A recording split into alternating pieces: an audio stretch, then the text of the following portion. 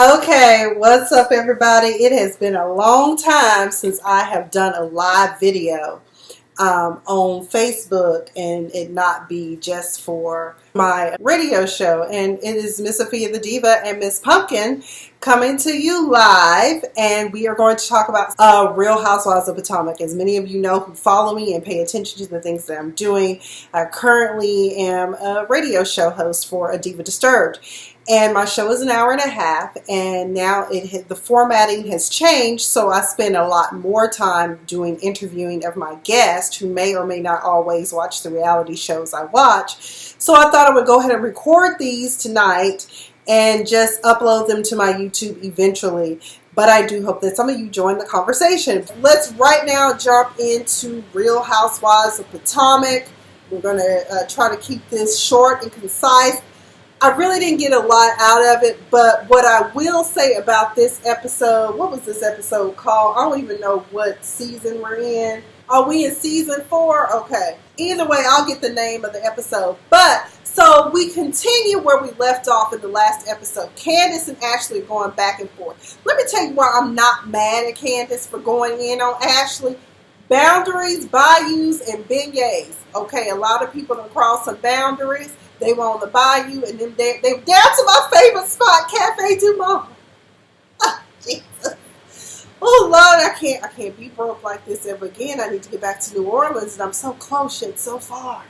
Either way. So the ladies are still in New Orleans enjoying Gizelle's father's 80th birthday. They're gearing up for that. Tonight was kind of a solemn moment for all of us.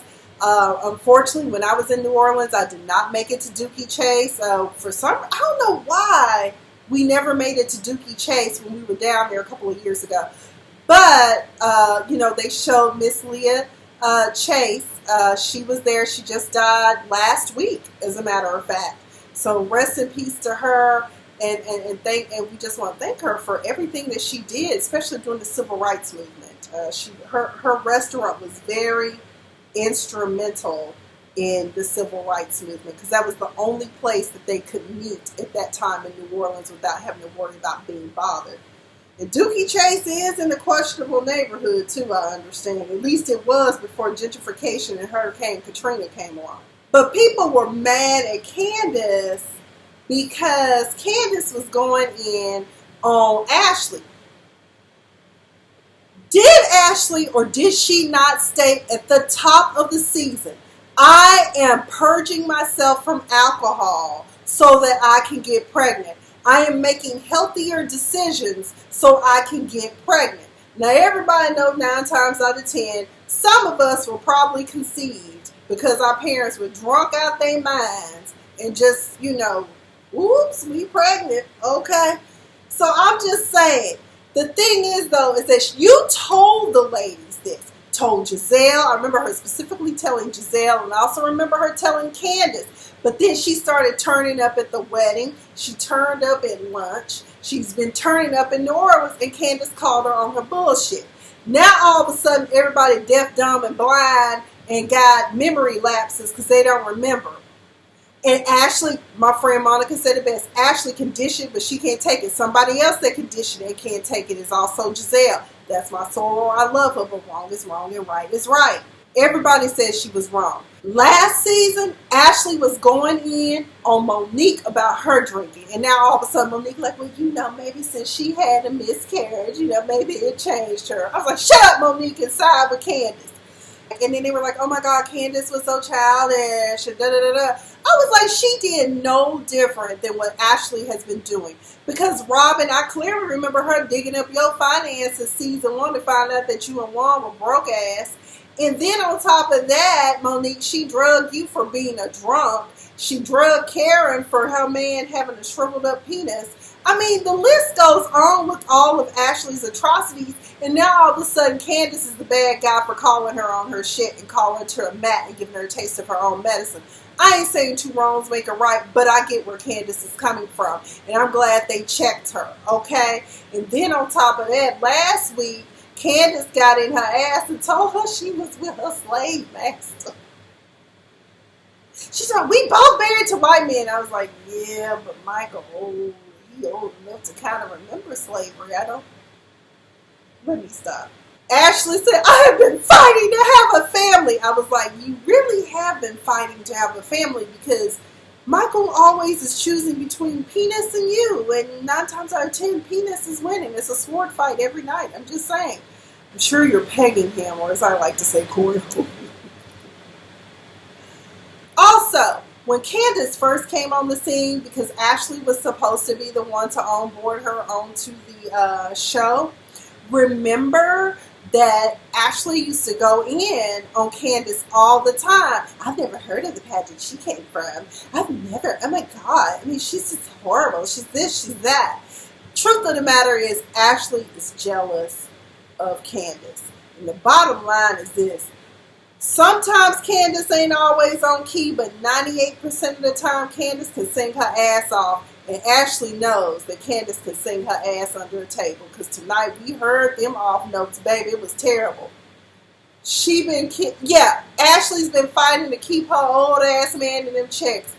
Baby, you cute enough for somebody else to want you that's going to treat you right. And I'm 42 and I get solicitations all the time on Twitter. And I have to tell them, baby, I'm not available. Okay, I'm just not. They split up for the day. Gizelle felt like she should take Candiace with her to Dookie Chase to meet her daddy and the mayor of New Orleans. Let me tell you what's also sad about this meeting at Dookie Chase, New Orleans. I did not know, as black as New Orleans is, you mean to tell me they just now have a first female black mayor? That's sad. Just like we found out that at Yale, they just elected their first black student body president. What the hell going on? It's 2019. Even the University of Tulsa was more progressive. Even one of our law reviews, I think, was it Emmanuel? Somebody was the president of the Energy Law Journal, at least. I think Salim was president of the Tulsa Law Journal. But either way, I don't know. But all I'm saying is it's just really sad, but I'm also applauding for it, too, that we are, as black people, still progressing in this country. Monique said that her mother-in-law, we're going to call her mother-in-law, coming to visit. Lord help us all when she get back. Katie and Ashley are hanging out. I said 2 weirdos hanging out. I don't know what's going on with Katie, but Katie must be heavily medicated this season. But she's a little different this season. And I like it because the other Katie they brought on was a hell on wheels. She got color complex problems like that chick from the Prince family. Talking about, my child ain't got pretty eyes. Be glad your baby got eyes. Okay, the baby got eyes. You know, Mint Condition sings a song about people having pretty brown eyes. So ain't nothing wrong with having brown eyes. You think they're basic. I think they're fabulous. I thank God every day I still got sight. All right. Katie and Ashley go down here to get their fortunes read. The voodoo doctor said everything that was common sense. Number one, everyone knows that when you're trying to procreate, don't stress. Just enjoy the process. Okay? Katie also shared, and all of us got stuck on that on Twitter. We were like, what the hell you mean you done had surgery? She must have been a profuse sweater for her to have a whole full-fledged surgery so she can stop sweating in her hands. The voodoo doctor was sitting there like, okay, can we get on with this reading? Because y'all giving me some bad vibes and some juju, okay? Then Ashley started talking about how her and Michael had been broke up and they done left. And that's because he probably left you to be with his boyfriend, but okay. The Gator thing was fun. If y'all have never been to New Orleans, when you go, be sure to get you a Gator boat ride. It is so much fun. My party did not want to go on the airboat, but next time I go, even if I do it solo dolo, I'm definitely getting on that airboat. That'll be fun.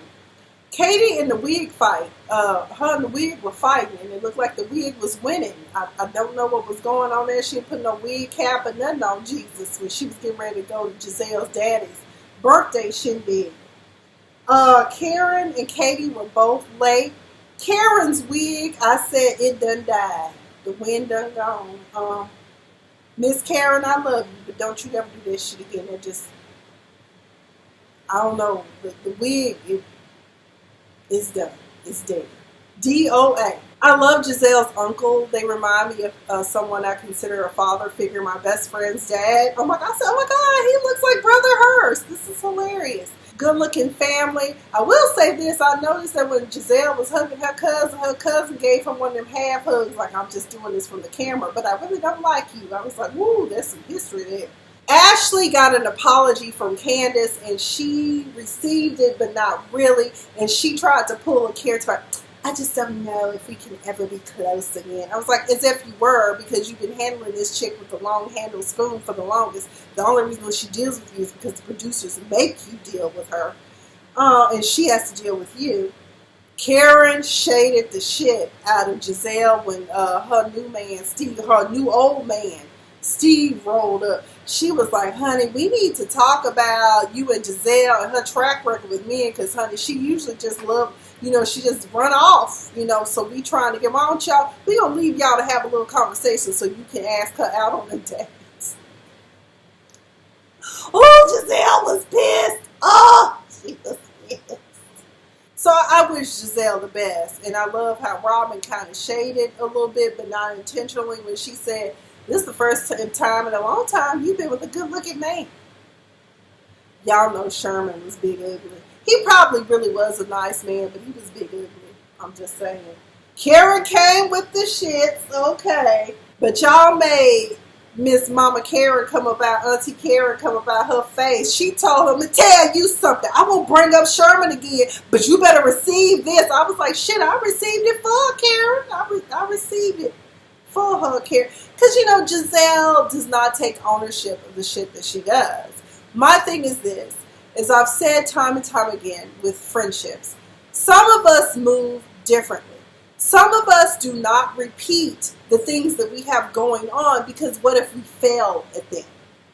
Like, whenever I take the bar exam again, although most of y'all know I am taking the bar exam again, that's only because my goal is to beat Kim Kardashian to passing a bar exam. But other than that, I wish I'd never said anything about it. I wish I'd just kind of taken the bar, and if I passed, I was like, hey, I'm a lawyer, or, now, because either way, I'm just saying, some of us, it's not because, even no matter how close we are, sometimes we just want to talk about it because, number one, I don't want you to be feeling sorry for me. I need to get over this hump myself.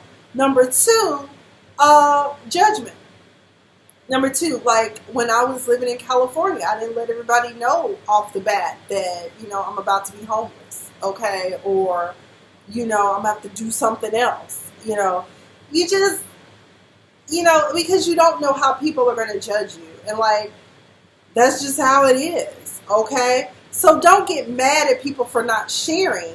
When they pop up, love on them. You don't know what they've been through. Next week, Robin's house flipping. It's 10 months in. They ain't got no electricity on. Half the house still missing. We don't know what's going on with that. Your mama gonna beat your ass because she want her money. And Mama Samuel shows up and makes an appearance, and she got something to say. Mic check 1 2 1 2. Okay. So that concludes my discussion on Real Housewives of Potomac. Y'all can conversate. I mean, is it conversate? Shit, I don't know. Right now, my mind isn't working. I'm a little tipsy because I've had several of these delicious watermelon cucumber vodka infused drinks today. So either way, but thank you guys who did join. Shout out to Monica, Crystal, Wendy. I saw that you joined briefly. Caprice, Kevin, Andrea, Angela. Let's see who else joined. DJ Peru, Mark Benjamin, Otis, Miss Reba, Mr. Moses, Noop in the house. All right, I think if I missed anyone, I apologize, but thank you guys for joining. I'm Miss Sophia the Diva. I will see you all back on my public page, Miss Sophia the Diva, Tuesday night. Comedian Willie B will be in the house with me. Hey, Shelly, how you doing? Comedian Willie B will be on the Diva Disturbed, and we're going to talk about some topics that's disturbing both him and me. See y'all soon. Good night.